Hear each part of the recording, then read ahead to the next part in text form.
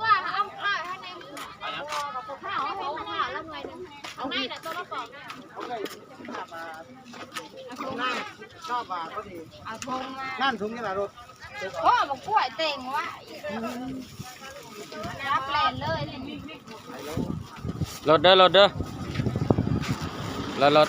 เอาเลยของคนใช่ไหม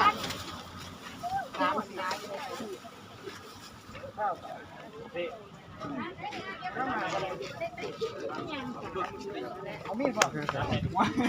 ไม่นี่กว่าเอามีดป่ะ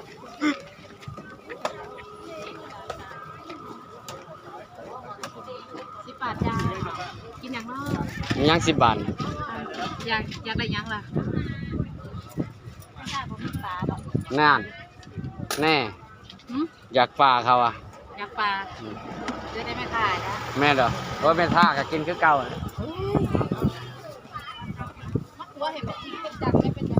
ฮะไปหาตัวไม่ฆ่าหัวย่อยนะไม่ได้เป็นตัวหาตัวเราเลย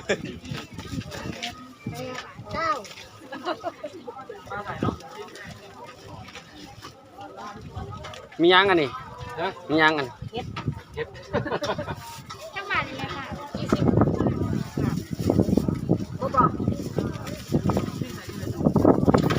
โอ้ยลมเย็นดีพี่น้อง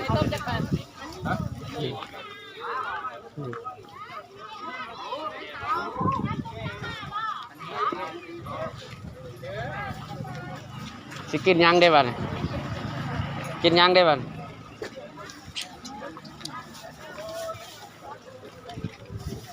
กินยังเสร็จฮะทำไงตามเจ้าของ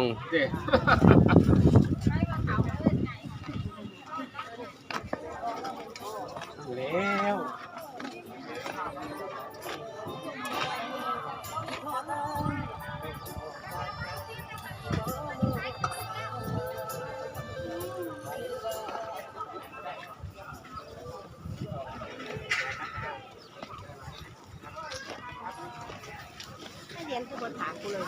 ฮะว้าวอ้ายอย่างดีลงถ่าย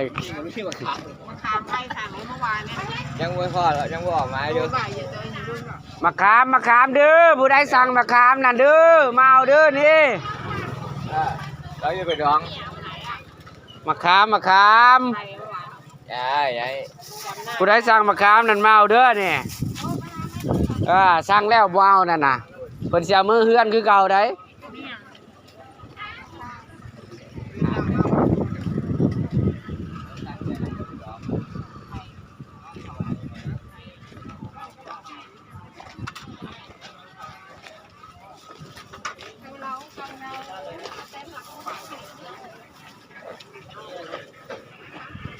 สมหวานนี่หวานพังในกัวสมสมก็ยังว่าสม10 บาทนะโอเคเลยนั่นแหละซอยเนี่ยมันเลือกเองหน่อยจอกไหมไม่ได้กินดอกเบิ้งทักเลยตาสันแข็งกว่าพี่ไปคือเดนสันกวนเห็นแล้วถามมาด้วยหัวข่าสันแข็งกว่าพี่ได้แล้วมันมึงรักเอาบ่ฮะมาจักบาท30เอาไปใส่ถุงก่อนไปอยู่เขาได้แมวมาขายหมดเลยใส่แมวน่ะอย่าเอามาไก่ไม่ใช่แมวตัวละ1,000เขาซื้อมา1,000 บาทเอางั้นนี่เขาเดี๋ยวไปปิ้งหาเก็บแมวมานำมึงเนี่ยขายของยังบ่พอเก็บแมวมานำจักสิเก็บมาเห็นหยังขายตัวละ1,000เดียวขนาดปิ้งแรงไปกินน้ำกันบ้างมุกบ่โอ้ยจะบอกเก็บมาเลยจิเอาใส่กระสอบแม่ถอนอบอย่าไปอบมือแรงกินที่ว่าอบแมวแล้วสิบาทอยากกินเด้อเราเห็ดยังมาน่ะแล้วอบแมวบ่เป็นเวียดเด้เพราะไม่กินอบแมวยืมท่อนะฮะยืมท่อสายดูเวียดกินอบแมวเวียดผ่าให้หน่อย